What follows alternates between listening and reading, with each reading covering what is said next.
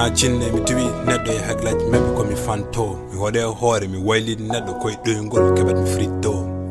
dije wana yaser hada dum wonde araba e gurdam tinde pije haswellani to berde pa république islamique esclavage a jonni wure police wara justice masko wonane nange wonane pore do victime ko coupable inde mudum tiagal bonne drogue trafiquant e nguru mudum dake jeunesse complexe ko idéal de contexte horam yole gong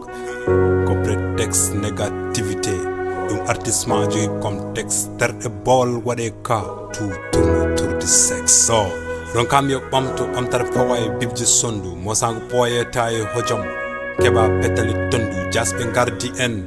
lombi peuple souffrance ngure mbelama jabbe men danger maltraitance talibe halde hen pepti min ka complice wure buzz wudri peuple pamni dimango yeso khali la men nodo lama lamta nyen fo mayine wayna galul leydi nyama nyamta kalne pina ben ko boyna gatche paranodo hanki hande nyawlata tarnade bural leydi mudum jeya ko jihad becere inal becere walata patriote mo dejeta jiro lamne pira jurum les dents dans et dans œil 28 novembre côté de mbelam mine day gagnant de salani mi are mebe chafro ala don just nippide bermbel tagi musiba tawadon mi dom di justice mi heydi liberté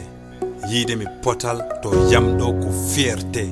wana haydara bamtara leydi men ko unité mi mubata gite berne yi bof no fierté diplomaji neni diggat min donki banlieusard jejjital mi heydi mi domdi mi joji tampini min ma jeunesse perdue fima kural chagal inrebal perdu jeyi walo kepti jeri bonan be ngopi yakada ala holare nati hedi be ndupi ngal no bedo nyen fof nana somage monti bernde hubbo mosa majju gonsa momti nyende fof ko ni eneken funtete waytade en cuusabe nelden minterebe nder lamun ciftor ta kenenken duncete tanbe cabbi encore eden ganken fitete demde men ko hande belim dirtok no be coldi men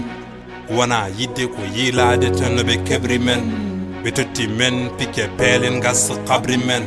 ko sanjat leyti ko eden tame juude men